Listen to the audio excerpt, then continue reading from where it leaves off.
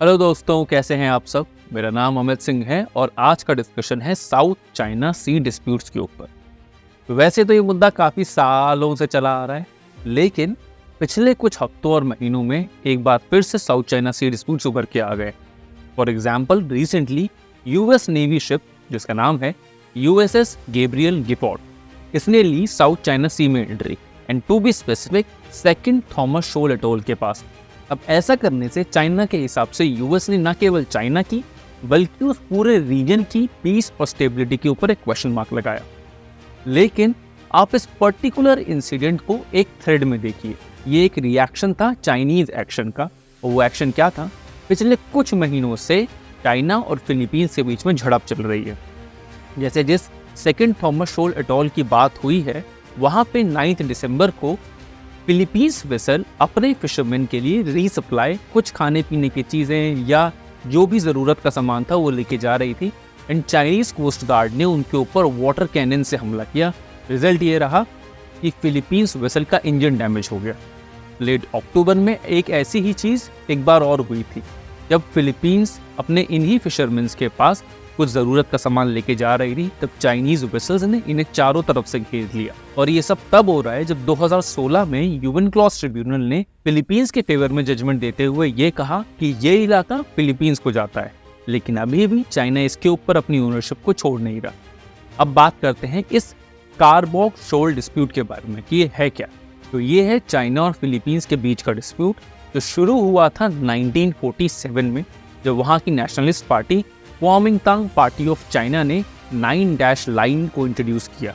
अब ये so called 9 dash line है 2000 किलोमीटर की, जो चाइनीज मेनलैंड से शुरू होती है और साउथ चाइना सी के सारे इंपॉर्टेंट वाटर्स और साउथ चाइना सी के सारे इंपॉर्टेंट आइलैंड्स और एक 90% वाटर के ऊपर अपना एकाधिकार दिखाती है।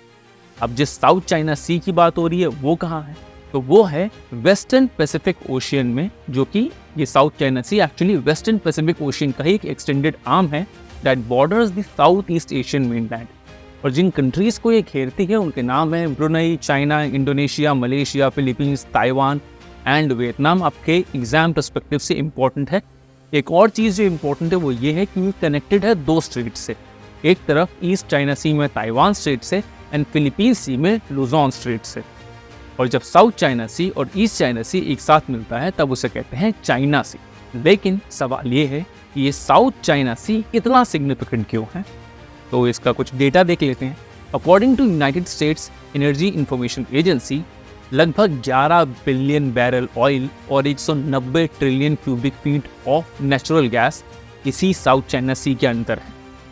यही south China sea hydrocarbon production का मेन लोकेशन है और एक मेजर फिशिंग ग्राउंड है, जो कि एक मेजर सोर्स ऑफ इनकम है यहाँ रह रहे हजारों लाखों लोगों के लिए।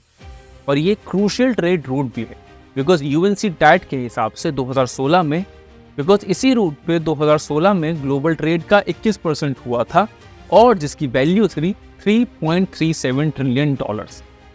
अब ऑब्जेक्टिव्स की बात कर लेते हैं कि चाइना ऐसा करता क्यों है। तो उसकी 2 वजहें हैं। पहला है कि वो अपनी नेबरिंग कंट्रीज को थोड़ा डिस्करेज कर दे। अगर अपने फिशरमैन के पास तुम ज़रूरत का सामान ही नहीं ले जा पा रहे तो भूल जाओ कि तुम उस इलाके के आइलैंड्स पे अपना कब्जा कर सकते हो। और दूसरा है अपना कंप्लीट जुरिस्डिक्शन दिखाना साउथ चाइना सी के ऊपर भी और उसमें हो रही एक्टिविटीज़ के ऊपर भी। अब इसका इम्पैक्ट शायद बहुत ज़्यादा दूरगामी हो सकता है, बिकॉज चाइना का ये हैरेसमेंट फिलीपींस लोगों के दिमाग पे गंदा प्रभाव डाल रहा है। वो ना केवल इसकी वजह से काफ़ी ज़्यादा नेशनलिस्ट हो रहे हैं, बल्कि अपने गवर्नमेंट से एक्शन की डिमांड कर रहे हैं और थोड़ा सा जिंगोइज्म की साइड जा रहे हैं। इसका एक और बुरा इम्पैक्ट वहाँ हो रहे ट्रेड पे भी होगा। इसके अलावा ये जो grey zone aggression significantly escalate हो रहा है, इसकी वजह से रीजन की स्टेबिलिटी पे खतरा है। और ना केवल ये इमीडिएट स्टेक होल्डर्स के लिए चिंता का विषय है, बल्कि ब्रॉडर जियोपॉलिटिकल लैंडस्केप के ऊपर भी इसका एक इम्पैक्ट होगा। वेल, ये था साउथ चाइना सी, एक ट्रेलेमा जहां एक तरफ है चाइना, दूसरी तरफ है USA, तीसरी तरफ है फिलीपींस और बीच में है साउथ चाइना सी, जिसे हमने फटाफट डिस्कस कर लिया।